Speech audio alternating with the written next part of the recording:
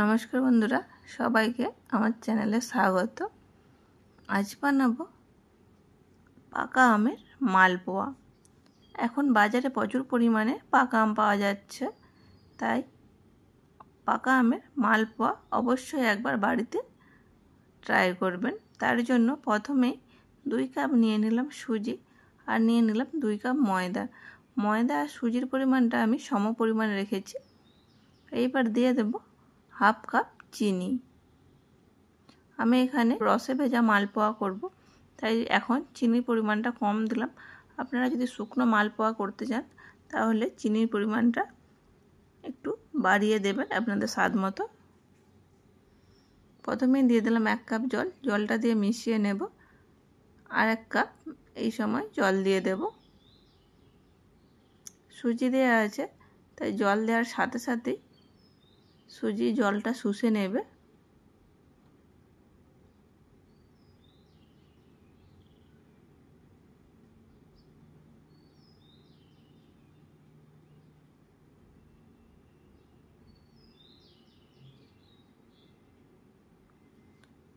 দুই কাপ জল দিয়ে ভালো করে মিশিয়ে নিয়েছি। এইবার কিছুক্ষণ রেস্টে রেখে দেব। রেস্টে রেখে দিলে এখানে চিনিটা মেল্ট হয়ে যাবে। সেই সময় আমি এখানে পাকা আম নিয়েছি।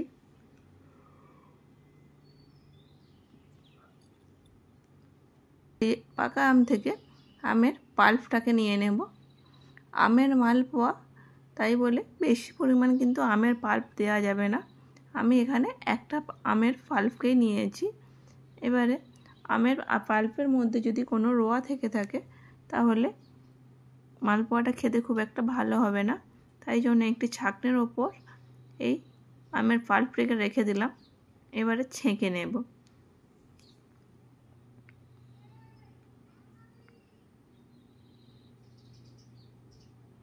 আপনারা চাইলে মিক্সিতে দিয়েও এটিকে পেস্ট তৈরি করে নিতে পারেন।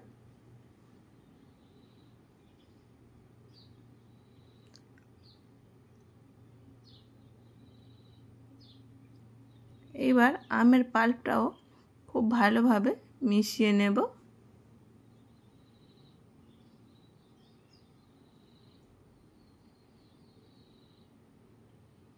অপরদিকে একটি চিনির শিরা তৈরি করে নেব। দিয়ে দিলাম 1 কাপ পরিমাণ চিনি আর দিয়ে দেব হাফ কাপ পরিমাণ জল।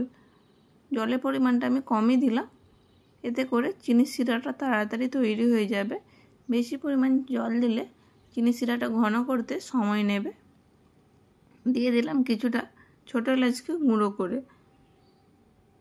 দিয়ে দিলাম অল্প লবণ আর দিয়ে দেব 1 চামচ ঘি। দিয়ে খুব ভালো করে মিশিয়ে নেব।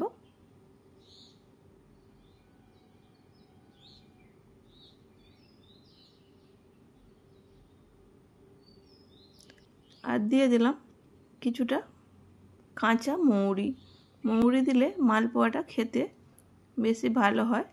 যখন মালটা খাওয়ার সময় মুখের মধ্যে 1-2 মৌরি পড়লে খেতে বেশ ভালো হয়, তাই আমি দিলাম। আপনাদের যদি পছন্দ না হয় তাহলে মৌরির বদলে এখানে এলাচ গুঁড়ো ব্যবহার করতে পারেন। মিশ্রণটা বেশ কিছুটা ঘন আছে, তাই আমি আরও 1 কাপ পরিমাণ জল দিয়ে এটিকে একটু পাতলা করে নেব। আমার এখানে মোট 3 কাপ জল ব্যবহার করেছি। বা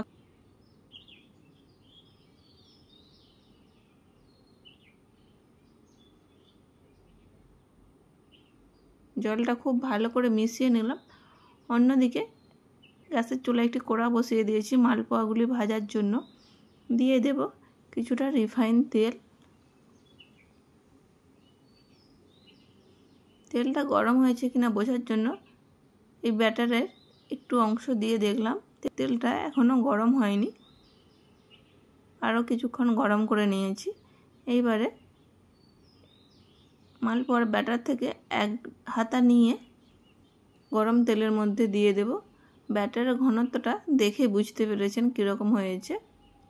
4 কাপ ময়দা আর সুজি মিলে নিয়েছি, সেখানে 3 কাপের একটু বেশি জল দিয়েছি আর হাফ কাপের মতো দিয়েছি আমের পাল্প।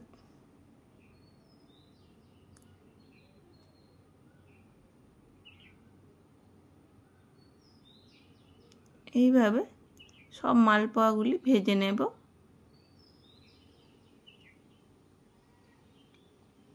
আগে থেকে যে চিনির শিরাটা তৈরি করেছিলাম তার মধ্যে কয়েক ফোঁটা ইয়েলো ফুড কালার দিয়ে দিয়েছি। এবারে মালপোয়াগুলি ভাজা হয়ে গেলেই সাথে সাথে আমি চিনির শিরায় দিয়ে দেব, দিয়ে কিছুক্ষণ রেখেই তুলে নেব। খুব বেশিক্ষণ রাখলে মালপোয়াগুলি নরম হয়ে যাবে, তখন কিন্তু খেতে ভালো লাগবে না। এইভাবে সব মালপোয়াগুলি ভেজে তুলে নিয়েছি। দেখুন বন্ধুরা, দেখতেই কতটা সুন্দর হয়েছে। আমি এবার একটি প্লেটে সাজিয়ে নেব। প্লেটে সাজিয়ে নিয়েছি। এখানে কিছু টুকরো করে পেস্তাটাকে কেটে রেখেছি, এর উপর দিয়ে একটু সাজিয়ে নেব। এটা সম্পূর্ণ অপশনাল, আপনারা চাইলে দিতেও পারেন আবার নাও দিতে পারেন। এটাকে নর্মালি এমনিতেই খাওয়া যায়। আমি দেখতে একটু সুন্দর হওয়ার জন্য এরকমভাবে সাজিয়ে নিচ্ছি। এরপর উপর থেকে কিছুটা গোলাপের পাপড়ি দিয়ে সাজিয়ে নেব। রেডি হয়ে গেল গরম গরম পাকা আমের মালপোয়া। খেতে অসাধারণ হয়। বিশেষ করে যারা মালপোয়াটা পছন্দ করেন তারা অবশ্যই একবার পাকা আম দিয়ে এইভাবে বানিয়ে দেখবেন। দেখুন ভেতরটা কত সুন্দর হয়েছে, একেবারে লুচির মতো ফুলকো ফুলকো হয়েছে। ভেতরটা একেবারে জালিদার, কোনো অংশে নরম নেই। দেখতেও যেমন সুন্দর তেমনি নরম রসালো। এই মালপোয়াগুলি সুজি আর ময়দা দিয়ে তৈরি করলে এটি সারাদিন পরেও ঠিক একই রকম নরম থাকবে, শক্ত হয় না। তাই এগুলি স্টোর করেও রেখে দেওয়া যায়। নর্মালি 2 দিন পর্যন্ত এগুলি ভালো থাকে।